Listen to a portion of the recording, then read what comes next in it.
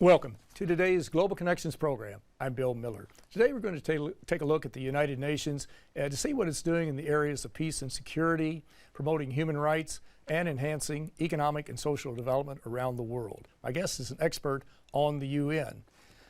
Mr. Steve Schlesinger is a fellow of the Century Foundation of New York City. Mr. Schlesinger authored Act of Creation, Founding of the United Nations. And this is the cover of his book. It's a very interesting book, and it's one that really has a lot of information about how the UN was formed, especially around 1945 in May, June, July in San Francisco, California. Steve Schlesinger, welcome to today's Global Connections program. Thank you for having me. I appreciate you being with me. You're a regular, it seems like, because there's so much going on at the United Nations. The UN is the epicenter of the world to a large degree, and it brings 193 countries together. But let's talk just for a minute. Why did you decide to write this book, Act of Creation, Founding of the UN? Well, one of the reasons I did was that I actually worked at the UN for a couple of years in Habitat, which dealt with global cities. And as I made the rounds as a young person, you know, first entertaining international relations as a vocation, I discovered that a lot of the delegates did not really know very much about how the UN came into being. They knew about this conference in San Francisco in 1945 that drafted the charter, but beyond that, they knew very little about the circumstances that brought it into being. And I think that really motivated my desire to look further on my own and perhaps write a book about it. Mm-hmm.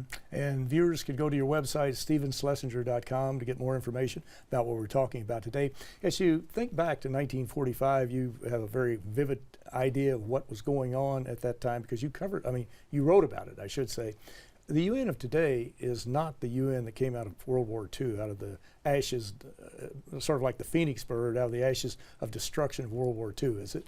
No, the UN is now an enormous organization with many different agencies, with far-flung offices around the globe. Mm-hmm. It is started like a seedling way back in 1945. It's grown into a mighty oak at this point. And there are some certain issues yet to be resolved, even though it did have a remarkably good opening back in 1945. For example, the power realities are different today than they were back then. Back then, there were 5 countries that became the permanent members of the Security Council: France, Great Britain, the US, the Soviet Union, and China. Today, there are many other countries which were not powerful in 45, which are today: Brazil, India, Nigeria, Japan, Germany, and so on, that are feeling that they're not being recognized for the different realities of today than existed almost 75 years ago. And therefore, there's been a fight ever since then about should they be allowed on the Security Council, which makes all the war and peace decisions at the UN.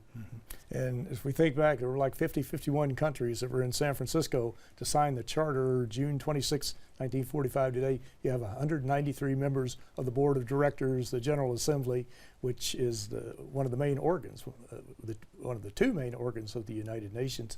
Well, now, President Franklin Roosevelt was instrumental. He was really the architect of the United Nations. The U.S. played a leadership role in setting up the UN and has off and on over the years. But lately we've seen the U.S. is it playing a leadership role today in the area of human rights, in the area of peacekeeping, at different places like that, as far as trying to encourage the nations to mobilize around these issues? Well, I think very much so that it's a very different presidency under Donald Trump.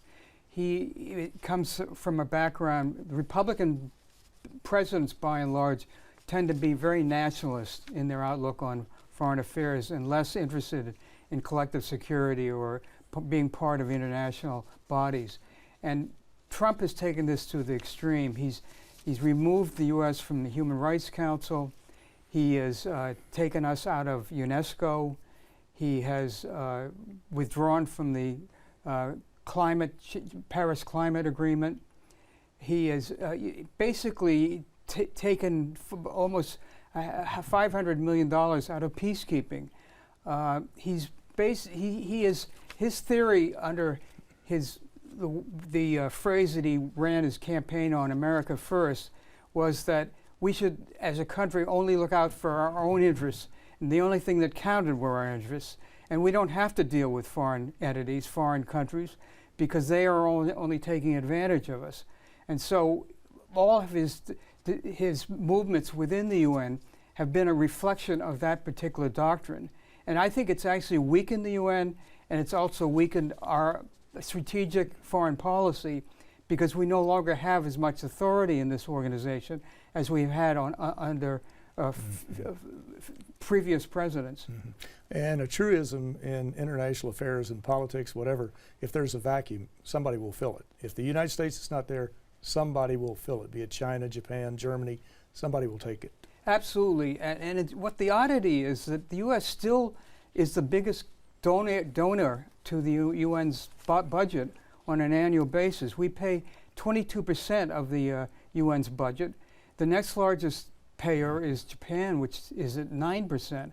So we simply because of that gap between us and the rest of the 192 nations at the UN, have an extra position of power and authority. And you would think under those circumstances, and with the additional notion that the UN can further the foreign policy objectives of the United States, that any president would want to take advantage of that. But Mr. Trump feels differently, and he has therefore basically started a kind of withdrawal from the UN. You mentioned peacekeeping a few minutes ago. As I recall now, I think there are like 14 peacekeeping missions. Over the years, since 1948, they've had over 70 plus, something like that. And there are about 110,000 troops that are on loan from various countries. The UN has no standing army, but countries such as Bangladesh, India, Pakistan, they lend troops to the UN for missions in Mali or wherever it might be, in South Sudan. And why is peacekeeping, even though it's not perfect, we know that there are problems with some of the peacekeepers, but why is that so important for the people in that area as well as for countries like the United States? You know, it's turned out to be one of the most important parts of the UN operation. Why? Because before the UN existed, there had been only one security organization that had tried to play that role, and that was the League of Nations, which turned out to be a monumental failure. But the UN, under the new, the way the structure changed under the Roosevelt administration, is a much more practical body that can handle crises in a more direct way and commit all the 193 members of the UN to any decision made by the Security Council. And therefore, the UN has been involved in, I'd say, 30 to 35 crisis situations where it has brought peace about in countries that otherwise would have ended up in huge, long, bloody wars. I'd take the case of Guatemala, or El Salvador, or Angola, or Mozambique, or Cyprus, or Cambodia. It's an endless list of countries that otherwise would have been wrecked without the UN's intervention. So that is actually quite critical part of the UN's operation, and one that I think gets underplayed in the press. People don't see that the UN has this absolutely critical role in maintaining the peace around the globe. If we think back to 1962 with the Cuban Missile Crisis, that was the closest that we know of that we've come to a war, a nuclear war, and that was with the former Soviet Union. And the UN played a critical role as far as allowing the diplomats to get together to do backdoor diplomacy, to defuse the situation, which we were only one button away from red alert to actually exchanging nuclear weapons. Is that correct? That's absolutely correct. Then Secretary General U Thant was the crucial figure in maintaining a kind of communication between the Soviet Union and the United States during that crisis. And he was actually given the right and authority to supervise the removal of Russian missiles from Cuba. In the end, Castro refused to let that UN role happen, but in fact, the missiles weren't removed, and the peace was restored. But the UN, without the UN, and without both sides, the Soviet Union and the Americans, presenting their positions at the Security Council, there would have been far greater danger of this crisis spinning out of control. It's not, we can never prove this, but a lot of the foreign policy observers, UN watchers such as yourself, experts on the institution, really have indicated in the past that the UN has really prevented World War III. There have been a lot of skirmishes, there's been a lot of bloodshed, been a lot of wars out there, small wars, guerrilla wars, non-state actors getting involved, but really we still have not had World War III unless you count the Cold War, which some people do. We won't get into that today, but the UN has really played a pivotal role, and I just think even with its imperfections, and the UN does have problems, no doubt about that, and everyone at the UN will recognize, or will say that, I'm sure, but the point is, if you think about a world without the United Nations, what would that world look like? Well, in fact, the reason the UN was set up in 1945 was simply because the world had gone through two catastrophic wars, the First World War and the Second World War, within 25 years of each other, in which over 90 million people died. And the countries of the globe were so upset and dismayed and frightened by these catastrophes that they absolutely insisted that there be a international security body to maintain peace throughout the globe. And if you look at the arguments that were made at San Francisco, it was all about security. That was the key issue. Human rights was obviously mentioned. There were questions about environment and other issues, but security was the key issue for the formation of the United Nations. And that is the basic role it's played in the last 75 years. Mm-hmm. And in 1945, they were not debating the Ebola outbreak. They weren't talking about climate change. They were focusing on human rights, but not to the degree that they are today. Well, you're watching Global Connections Television, which is a privately funded, independently produced program. The opinions expressed on Global Connections are solely those of the moderator and his guest. We'd invite our viewers to go to our website at www.globalconnectionstelevision.com to view previous programs. Also, if you're involved with a PBS or community access television station, or perhaps an educational institution that has an intra-campus television hookup, or you just have a website, you have a computer, you like our shows, and you would like to share them, please feel free to do so.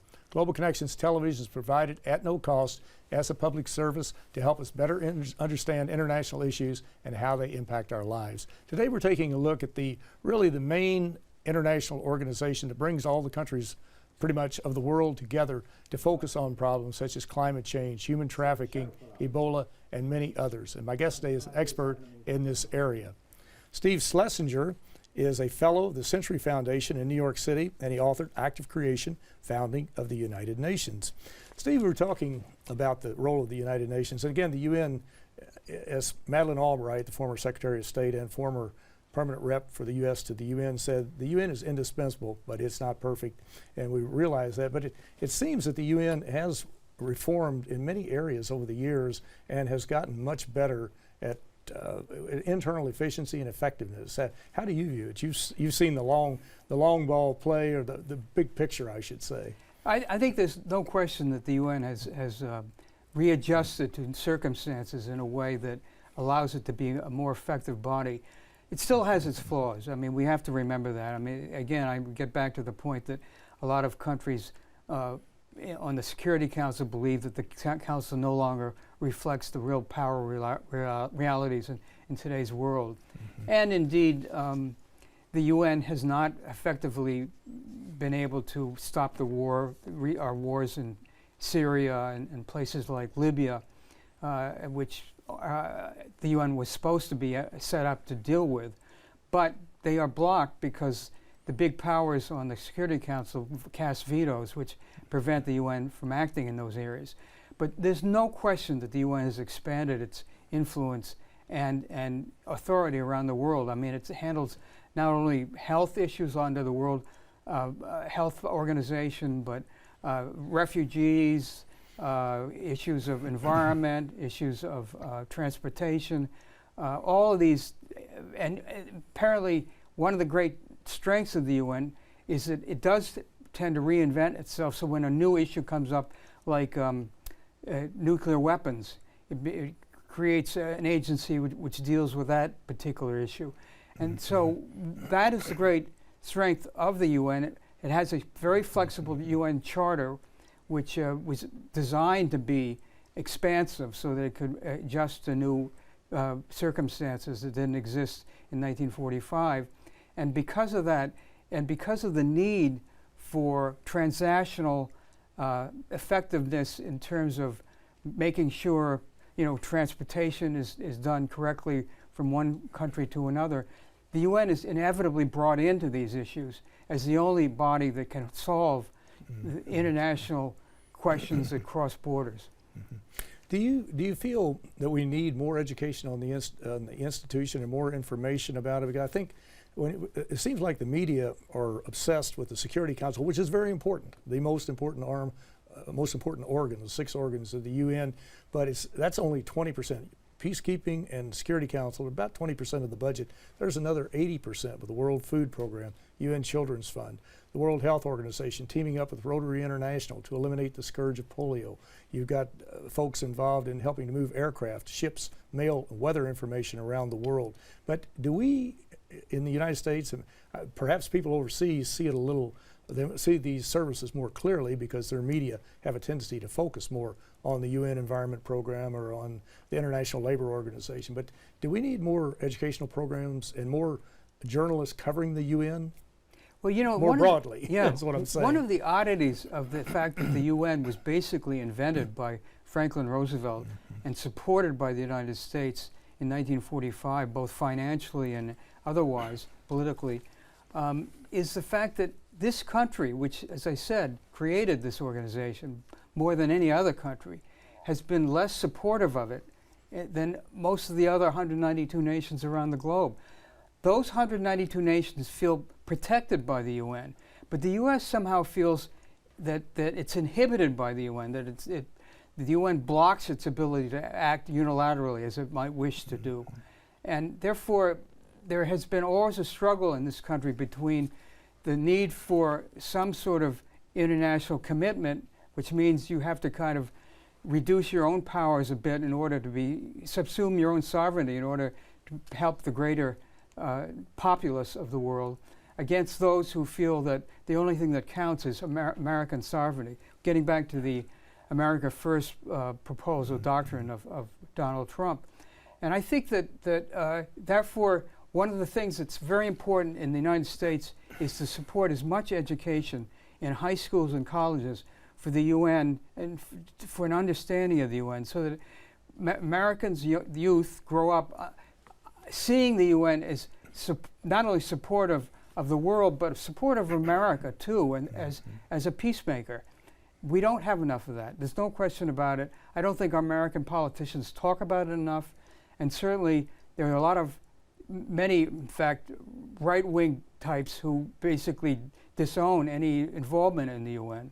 So yes, more education is absolutely critical. In the past, when I've talked to different groups, do presentations on a variety of international issues, I've discovered that not all, but the majority of the biggest critics of the UN, when they learn more about what the UN does, are not as critical. In fact, many say, I did not know the UN did that. But it can be argued, if you look at that whole family of UN agencies, I'm talking from all the way from Secretary General Security Council, General Assembly, on all across the board to the specialized agencies, the International Civil Aviation Organization, what have you, you can make an argument that the United States actually benefits more from the United Nations than any other country in the world. If you just look at the International Civil Aviation Organization, Americans, or people in the U.S., are about 45% of the international flying public. They benefit directly from an ICAO helping develop regulations to help move aircraft safely in international airspace. The city of New York alone earns $3.5 billion just from what diplomats spend in this area. It's prestigious to be the international capital of the world, but it seems like you could sit down and actually quantify this. I don't know, has anybody ever done that? Well, I think most people are aware, particularly if you get into the issue of what the UN does for the U.S., that without the UN, the U.S. might be sending military forces all over the globe, because as I indicated, there's probably 35 different occasions in the last 7 or 8 decades in which the UN has intervened to stop a conflict. Now, without the UN and its peacekeeping forces, who would have handled those issues? The U.S. military would have had to go in.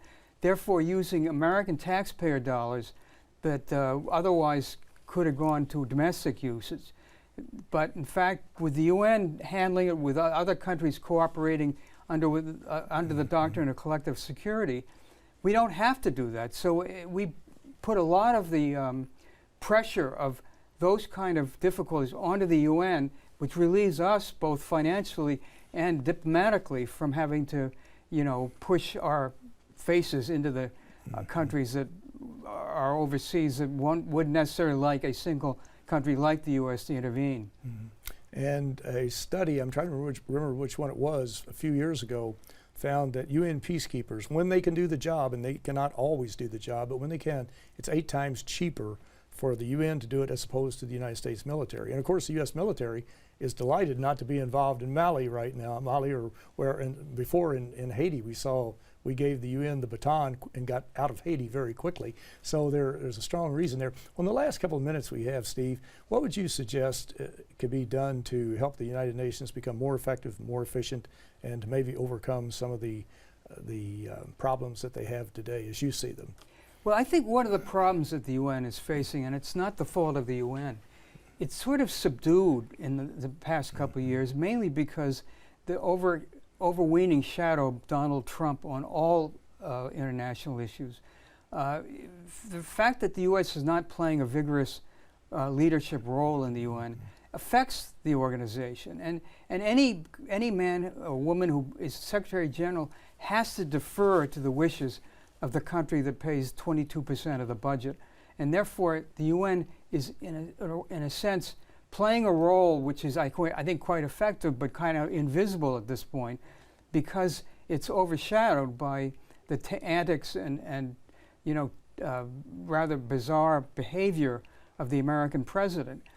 So I think one of the things that the UN has got to do is continue to stick by its principles on human rights, on disarmament, on the global climate issue, on refugees, and also on settling crises, and make sure that while it has to deal with Donald Trump, it can work around him, just the way that the U.S. and the UN worked around the Cold War, and still do the things that's best known to be effective at. Mm-hmm.